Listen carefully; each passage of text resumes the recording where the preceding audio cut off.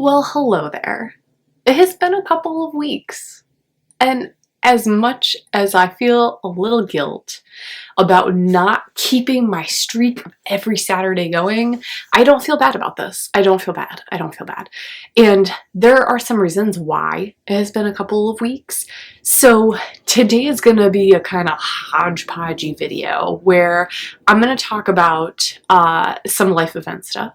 I'm going to talk about a little bit of book haul stuff, and I'm going to talk about August reads and how that went.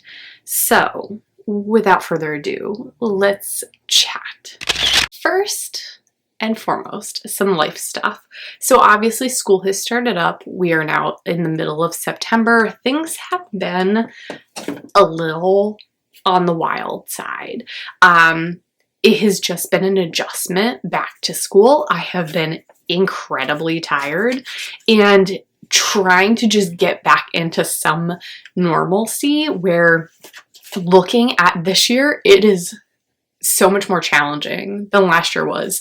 Even though last year was very much all over the place, this is like getting thrown back in full-fledged and just trying to I feel like a new teacher again. That's kind of how I feel right now.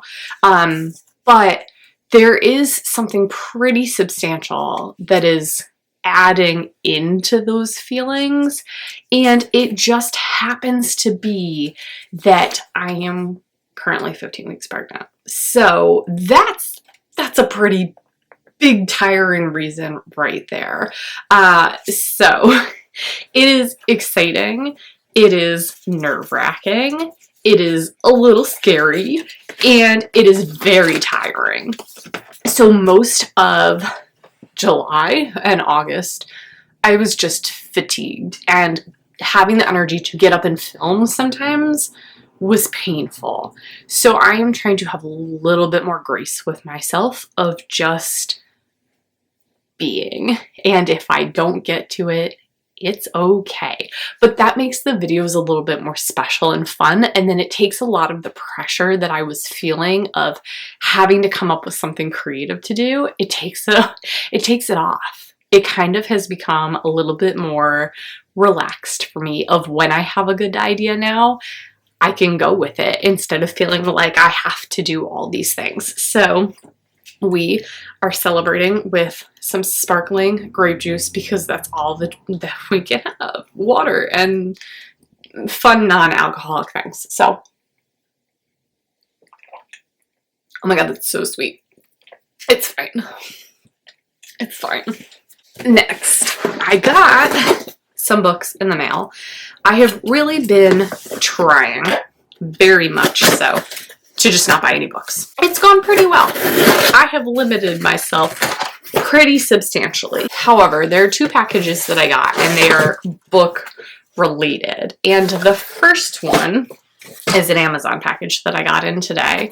And the only reason that I bought this is because Allie, Lindsay, Elizabeth, there's a whole plethora of people who just went and got the entire Unwind series, and I already have copies of this, but they're in my classroom. And so watching the videos and the stories of everyone getting them, first of all, I've never read the fifth one. I didn't even realize there was a fifth one. So right now I'm like, okay, I have some catching up to do on one of them. Okay, so here's the real reason why I bought it, except for the fact that it was peer pressure without peer pressure in any way, shape, or form. I love this series. It has been so long since I've read it, and every time I book talk it with students, I can't keep it on the shelf. It's gone all the time, which is great. That makes me really happy that they're interested in it, but I really wanted to reread this with everyone. So I ordered this. I now have all of them, and I'm gonna have to get some extra copies, I think, of the last 3 for my classroom, because I think somehow I'm down to only 2 somehow. I don't know. I'm super excited to read this, and I don't know how or when I'm going to find the time to fit it in, but during sprints at school, I guess. Okay, the second package that I got is from First Book Marketplace, and the only reason why I got something from them was because they were having a sale and I couldn't resist. what am I supposed to do? They're so supportive. They're awesome for educators. So I went and I got some titles that I don't have yet. The other reason is that Fast Pitch by Nick Stone is in here, and I could not pass this up. It was like $6.50 for the book. I couldn't pass it up. I had to get it. So here are the books that I got from First Book Marketplace. I got See No Color by Shannon Gibney. I got Home is Not a Country by Sophia El Hilo, which I listened to and it was so good. We're Not From Here by Jenny Torres Sanchez, which I have not read and have had on a wish list for a very long time. Someone shared this book the other day and the cover was stunning, so I had to get it. But it is Flight of the Puffin by Anne Braden. I also got Amari and the Night Brothers by B.B. Alston. And last, but certainly not least, Fast Pitch by Nick Stone. So just a small collection of things that I can add immediately to my classroom library and keep students interested in books and reading. Okay, the cats have the boxes in the other room. They're playing. Let's talk about August, which I will start by saying I definitely read more in August than I did July, and that was weird to me. I don't know why, because a lot of the time I was so tired. I would go days without reading and then all of a sudden like fly through 2 books and then be like, nope, can't read anymore, I'm done. So first, I read Ivy Aberdeen's Letter to the World. It's by Ashley Herring Blake.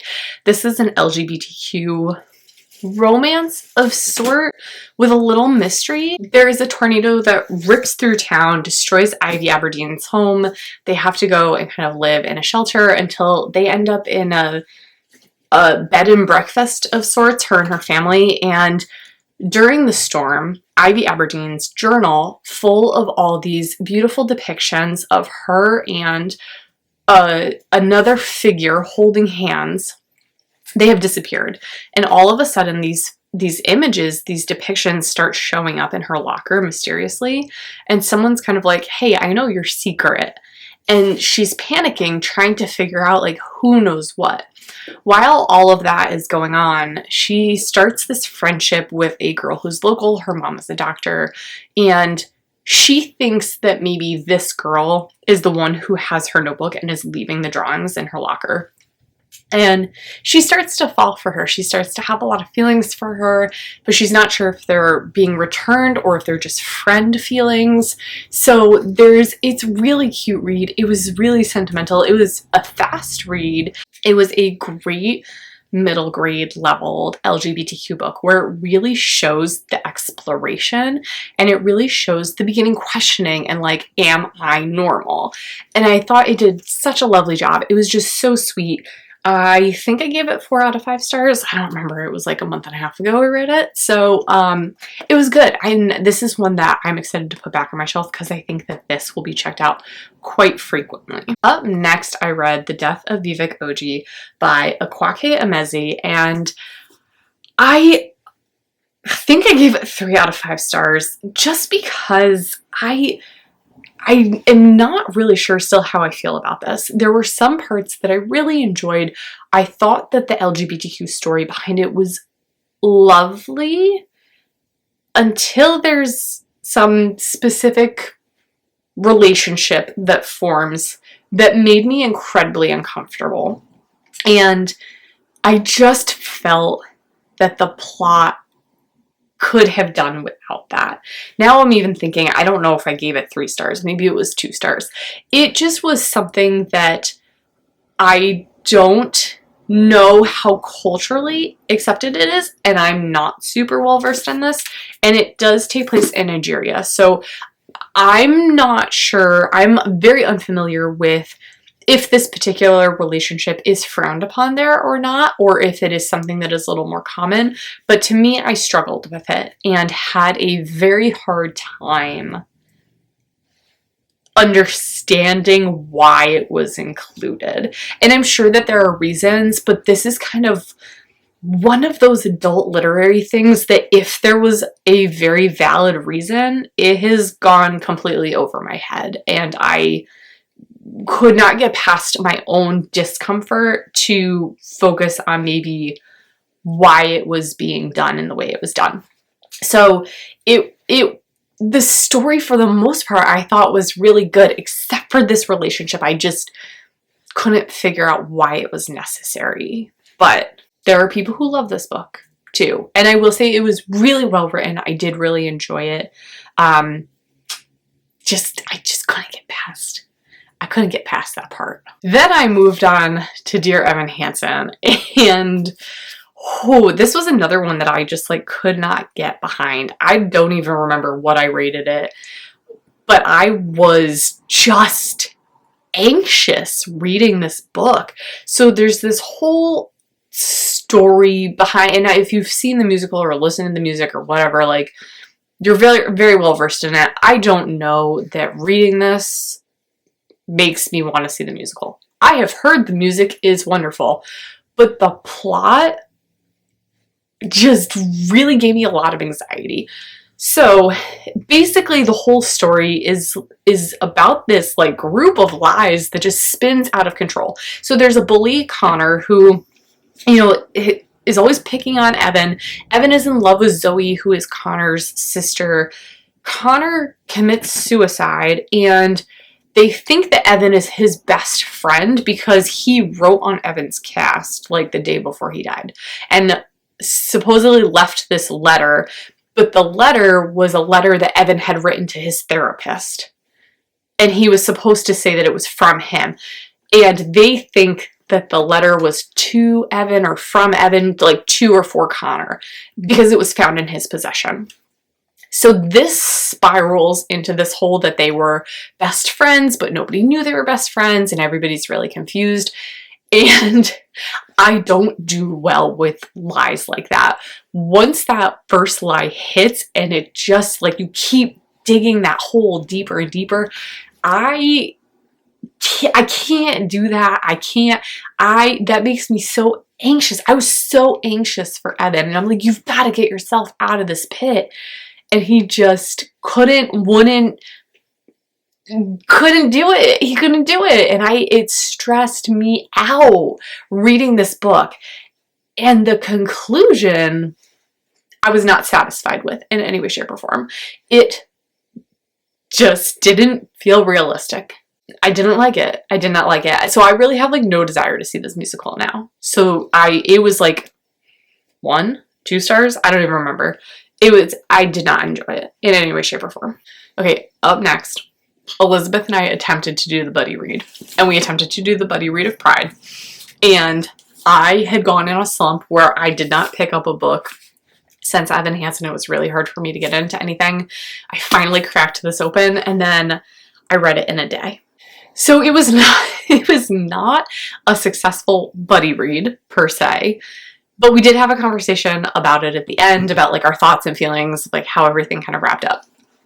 This is a retelling of Pride and Prejudice, and it was interesting to me the play and dynamic of the characters and how it shifted to make it more modern.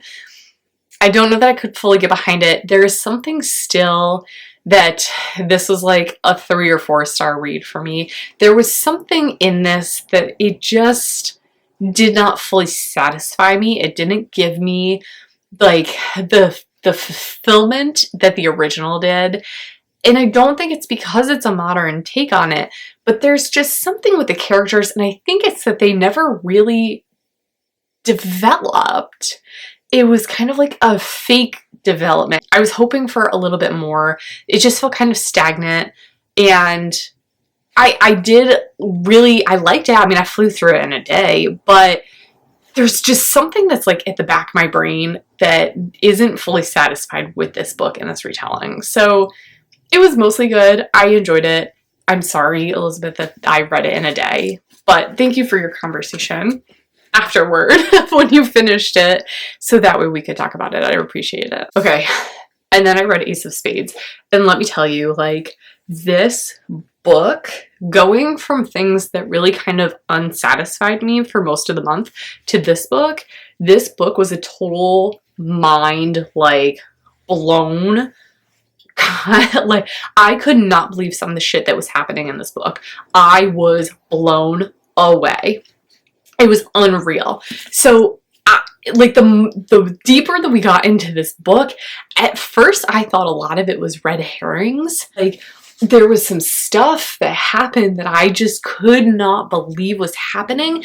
And the problem that I have is that you know that some of this shit happens for real in our country and locations. And like, it was so good. I could not put this book down. It was phenomenal. It was so well written. I really enjoyed the characters and the plot, and this was a 5-star read for me. It was really, really good. I read it as our dark academia book for the September Pop Sugar Reading Challenge. I thoroughly enjoyed it. But like, holy crap, I was the whole time. I could not. Especially once you got like to the middle toward the end. If you haven't read this yet, you have got to get yourself a copy of this book and read it, because like, whoa is what comes to mind when I think of this book every single time. Okay, and then last but certainly not least, I did get in a nonfiction adult book, and that was Book Love. It was good. I mean, if I didn't know as much about Penny Kittle's strategies as I already did, I would find it so much more beneficial. But it was also a great reminder for me of things I wanted to include and try and do as we came back into school in September. So it was a good refresher. I think I gave it 4 stars just because it was like, I flew through it and I already knew most of it, which is fine. It is a phenomenal book if you are looking to get students starting to love reading again. There's different strategies, there's different ideas, there's different ways that she runs her curriculum in her classroom, and just like, phenomenal. Highly recommend if that's something that you're looking to dive a little deeper into in your classroom. Okay, so really this was a hodgepodge video of like 18 different things. Thank you for coming and sticking around and having patience with me for waiting for another video. Like, I'm sorry that it took so long, but hello, growing a human is really hard work. So I will try to get on here a little bit more often and like be a better booktuber of sorts, but we'll see how that goes. I'm also having grace and patience and trying to do what is right for me, but I also love doing this. So it's just a matter of like finding the balance of time and energy to do such a thing at this point. But that is all I have for this video. Thank you so much for sticking around and watching, and I will see you back here next time for a new video. Cheers.